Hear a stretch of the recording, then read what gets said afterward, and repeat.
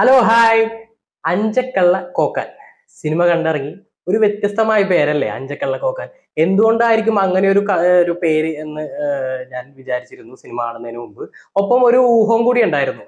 വേറെ ഒന്നുമല്ല, നമ്മുടെ കുട്ടിക്കാലത്തൊക്കെ ചില കുട്ടികൾ ഭക്ഷണം കഴിക്കാതിരിക്കുമ്പോൾ അല്ലെങ്കിൽ കൃത്യസമയത്ത് ഉറങ്ങാതിരിക്കുമ്പോൾ നമ്മുടെ അമ്മമാരൊക്കെ പേടിപ്പിച്ച് കാര്യം സാധിക്കാൻ വേണ്ടി നടത്തുന്ന ഒരു പരിപാടി ഉണ്ടല്ലോ.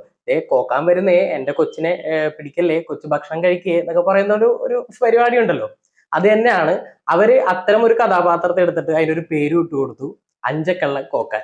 സിനിമ ഡയറക്ട് ചെയ്തിരിക്കുന്നത് ഉല്ലാസ് ചെമ്പൻ ജോസ്. ആ പേര് എവിടെയോ കേട്ടതുപോലെ ഇല്ലേ? അതെ, ചെമ്പൻ വിനോദ് ജോസിന്റെ സഹോദരനാണ് അദ്ദേഹം. നമ്മുടെ അങ്കമാലി ഡയറീസിൽ ഒരു പോലീസ് വേഷത്തിൽ എത്തിയിട്ട് അങ്ങനെയാണ് അദ്ദേഹത്തിന്റെ കരിയർ സ്റ്റാർട്ട് ചെയ്യുന്നത്. ചെമ്പോസ്കി പ്രൊഡക്ഷൻ, ചെമ്പൻ വിനോദ് ജോസ് തന്നെയാണ് ഇതിന്റെ പ്രൊഡ്യൂസർ ആയിട്ട് വന്നിട്ടുള്ളത്. പിന്നെ ക്യാമറ കൈകാര്യം ചെയ്തിരിക്കുന്നത് അരുൺ മോഹൻ, അതുപോലെ തന്നെ editor Rohit V S. Cinema എങ്ങനെയുണ്ടെന്ന് ചോദിച്ചു കഴിഞ്ഞാൽ വലിയ ആഘോഷങ്ങളും കൊട്ടും കുരവയും ഒന്നും ഇല്ലാതെ വന്നിട്ട് ഒരു അടിപൊളി പടം തിയേറ്ററിൽ കണ്ട ഒരു പ്രതീതിയാണ്. ഗംഭീരമായിട്ടുണ്ട്. പ്രത്യേകിച്ച് ഫസ്റ്റ് ഹാഫ്. സെക്കൻഡ് ഹാഫിൽ ചെറിയൊരു വലിച്ചിലും പരിപാടിയൊക്കെ ഉണ്ടെങ്കിലും ക്ലൈമാക്സിനോട് അടുക്ക പിടിച്ച് ഗംഭീരമായിട്ട് ചെയ്തിട്ടുണ്ട്. പ്രധാനപ്പെട്ട താരങ്ങൾ എന്ന് പറയുമ്പോൾ ലുക്മാന്റെ ക്യാരക്ടർ ഗംഭീരമായിട്ട് ചെയ്തിട്ടുണ്ട്. അതുപോലെ തന്നെ ചെമ്പൻ വിനോദ് ജോസ്. ഇവർ രണ്ടുപേരുടെയും ക്യാരക്ടറിൽ നിന്നാണ് കുറച്ചുകൂടി സ്ക്രീൻ സ്പേസ് ഉള്ളത് ഇവർ രണ്ടുപേർക്കാണ്. അതിനപ്പുറത്തോട്ട് അവരുടെ ക്യാരക്ടർ എന്താണെന്ന് പറയാൻ കഴിയില്ല, കാരണം സ്പോയിലർ ആയേക്കാം. പക്ഷെ ലുക്മാന്റെ ക്യാരക്ടറിന് അവർ കൊടുത്തിട്ടുള്ള ലുക്മാന്റെ ക്യാരക്ടർ, ആ ക്യാരക്ടറിന് ഒരു തീ ഉണ്ട് ഉള്ളില്. ആ തീ അവർ കാണിക്കാൻ വേണ്ടിയിട്ട് ലുക്മാന്റെ പാസ്റ്റും പ്രസന്റും അവര് ഗംഭീരമായിട്ട് സ്ക്രിപ്റ്റിൽ കൊണ്ടുവന്നിട്ടുണ്ട്. സിനിമയുടെ ഏറ്റവും വലിയ പോസിറ്റീവ് എന്ന് പറയുന്നത് മേക്കിംഗ് ആണ്. ഗംഭീരമായിട്ട് മേക്ക് ചെയ്തിട്ടുണ്ട്. ഉല്ലാസ് ചെമ്പൻ ഗംഭീരമായിട്ട് ഡയറക്ട് ചെയ്തിട്ടുണ്ട്. പിന്നെ ഇതിന്റെ മറ്റൊരു പോസിറ്റീവ് എന്ന് പറയുന്നത് ബാക്ക്ഗ്രൗണ്ട് സ്കോർ ഗംഭീരമാണ്. കാരണം കഥ നടക്കുന്നത് കാളഹസ്തി എന്ന് പറയുന്ന ഒരു കേരള ബോർഡറിലാണ്. ആ ബോർഡറിനകത്ത് ഒരു കന്നഡ ഭാഷയും മലയാളവും കൂടി സംസാരിക്കുന്ന കുറെ ആളുകളും ആദിവാസികളൊക്കെ ഉള്ള ഒരു സ്ഥലമാണ്. അപ്പൊ ആ പ്രദേശത്തിന്റെ ഒരു വൈബ് പിടിക്കാനായിട്ട് ബാക്ക്ഗ്രൗണ്ട് സ്കോറിന് നന്നായിട്ട് കഴിഞ്ഞിട്ടുണ്ട്.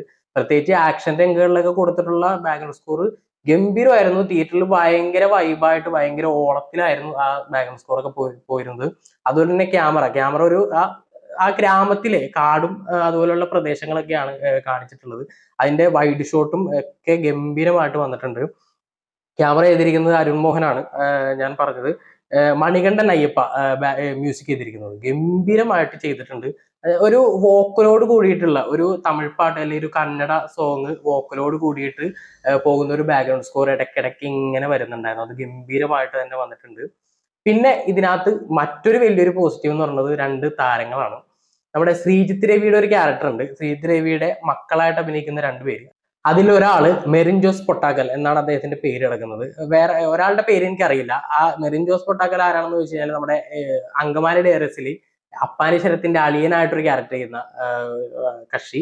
പിന്നെ നമ്മുടെ കമ്മട്ടിപ്പാടത്തില് വിനായകന്റെ ചെറുപ്പകാലം കൈകാര്യം ചെയ്യുന്ന പയ്യൻ ഗംഭീരമായിട്ട് ചെയ്തിട്ടുണ്ട്. ഗംഭീര വർക്ക്. അവരുടെ ക്യാരക്ടർ തന്നെ ഒരു പ്രത്യേക സ്വഭാവമുള്ള ക്യാരക്ടറാണ്. അതിന്റെ ഒരു വൈബും ആറ്റിറ്റ്യൂഡും അവര് സ്ക്രീനിൽ ഗംഭീരമായിട്ട് എനിക്ക് തോന്നുന്നു അവര് ജീവിച്ചു എന്ന് വേണമെങ്കിലും പറയാം. ഗംഭീരമായിട്ട് ചെയ്തിട്ടുണ്ട്. അത് ആ സിനിമ കണ്ടിറങ്ങുമ്പോൾ അവർ രണ്ടുപേരെയും മറക്കാൻ കഴിയില്ല. അത്രയും ഗംഭീരമായിട്ട് അവര് ചെയ്തിട്ടുണ്ട്. അതോടൊപ്പം പറയുമ്പോൾ ചില ക്യാരക്ടർ എനിക്ക് അത്ര വർക്കായില്ല. സെന്തിലിന്റെ ക്യാരക്ടർ അത്ര എനിക്ക് ഉൾക്കൊള്ളാൻ കഴിഞ്ഞില്ല, അത്ര വർക്കായില്ല. പിന്നെ ചില ക്യാരക്ടർ എന്തിനായിരുന്നു എന്ന് തോന്നിപ്പിക്കും വിധമായിരുന്നു. അതില് നായികയായിട്ട് വന്ന ഒരു മെറിൻ ഫിലിപ്പ് എന്ന് പറയുന്ന നായിക എന്ന് പറയാൻ കഴിയില്ല, കുറച്ച് നേരം മാത്രമേ ഉള്ളൂ. മെറിൻ ഫിലിപ്പ് അത്ര അതെന്തിനായിരുന്നു ആ ക്യാരക്ടർ എന്ന് ചോദിച്ചു കഴിഞ്ഞാൽ ഉത്തരം പറയാൻ കഴിയില്ല. പിന്നെ മറ്റൊരു പെർഫോമൻസ് മേഘ തോമസ്, നമ്മുടെ ഭീമന്റെ വഴിയിലൊക്കെ അഭിനയിച്ചിട്ടുള്ള നന്നായിട്ട് തന്നെ അവർ ചെയ്തിട്ടുണ്ട്. സിനിമ പറയുന്നത് 1986-ലാണ്. അതെങ്ങനെ മനസ്സിലായി എന്നുള്ളത് അത് ഗംഭീരമായിട്ട് എനിക്ക് പെട്ടെന്നൊരു ഷോക്കായിരുന്നു. കാരണം തങ്കമണി സംഭവം സിനിമയാക്കിയിട്ടുള്ളൂ, ഒരാഴ്ചയായിട്ടുള്ള സിനിമ റിലീസായിട്ട്. അപ്പോൾ തങ്കമണിയുടെ ഒരു റെഫറൻസ് 1986-ലാണ് കഥ നടക്കുന്നതെന്ന് കാണിക്കാൻ വേണ്ടിയിട്ട് അവർ ആ റെഫറൻസ് കൊണ്ടുവന്നിട്ടുണ്ട്. അത് ഗംഭീരമായിട്ട് സ്ക്രിപ്റ്റിൽ വർക്കായിട്ടുണ്ട്. കാരണം ഒരു പൊളിറ്റിക്കൽ ഒരു രാഷ്ട്രീയ പാർട്ടി തമ്മിലുള്ള ഒരു പരിപാടി തെരഞ്ഞെടുപ്പും ഒക്കെ അവർ ആ സ്ക്രിപ്റ്റിൽ കൊണ്ടുവന്നു. അപ്പൊ ആ തങ്കമണിയും കൂടി അതിനകത്ത് റെഫറൻസ് ആയിട്ട് കൊണ്ടുവന്നത് സ്ക്രിപ്റ്റിൽ ഗംഭീരമായിട്ട് വന്നിട്ടുണ്ട്. സിനിമയുടെ അകത്തേക്ക് കുറച്ചും കൂടി ആധികാരികമായിട്ട് വന്നു കഴിഞ്ഞാൽ കാളഹസ്തി എന്ന് പറയുന്ന ഒരു പ്രദേശം, അവിടുത്തെ പോലീസ് സ്റ്റേഷൻ, അവിടുത്തെ പ്രധാനപ്പെട്ട പോലീസുകാരും, ആ പോലീസ് സ്റ്റേഷനിലേക്ക് പുതിയതായിട്ട് ജോയിൻ ചെയ്യുന്ന ആളാണ്, പോലീസുകാരനാണ് ഈ പറയുന്ന ലുക്മാൻ. അവിടെ നിലവിൽ കോൺസ്റ്റബിൾ ആയിട്ട് വർക്ക് ചെയ്യുന്ന ആളാണ് ചെമ്പൻ ബിനോയ് ജോസ്. പിന്നെ അവിടുത്തെ ആ പ്രദേശത്തെ ആദിവാസി ഒരു ഗ്രാമമാണെന്ന് ഞാൻ ആദ്യം പറഞ്ഞല്ലോ, ആദിവാസി ഗ്രാമവും പിന്നെ അവിടുത്തെ കുറച്ച് രാഷ്ട്രീയക്കാരും, അങ്ങനെയൊക്കെയാണ് കഥ പോകുന്നത്. പിന്നെ സിനിമയിൽ ഒരുപാട് പൊളിറ്റിക്സ് പറയുന്നുണ്ട്, അതാണ് ഗംഭീരമായിട്ട് സ്ക്രിപ്റ്റിൽ അവർ കൊണ്ടുവന്നിരിക്കുന്നത്. എന്താ പറയാ, സ്ത്രീകൾക്കും കുട്ടികൾക്കും എതിരായിട്ടുള്ള അതിക്രമത്തിനെയൊക്കെ കുറിച്ച് അതിന്റെ ഒരു പൊളിറ്റിക്സ് കൂടി അവർ സ്ക്രിപ്റ്റിൽ ഗംഭീരമായിട്ട് കൊണ്ടുവന്നിട്ടുണ്ട്.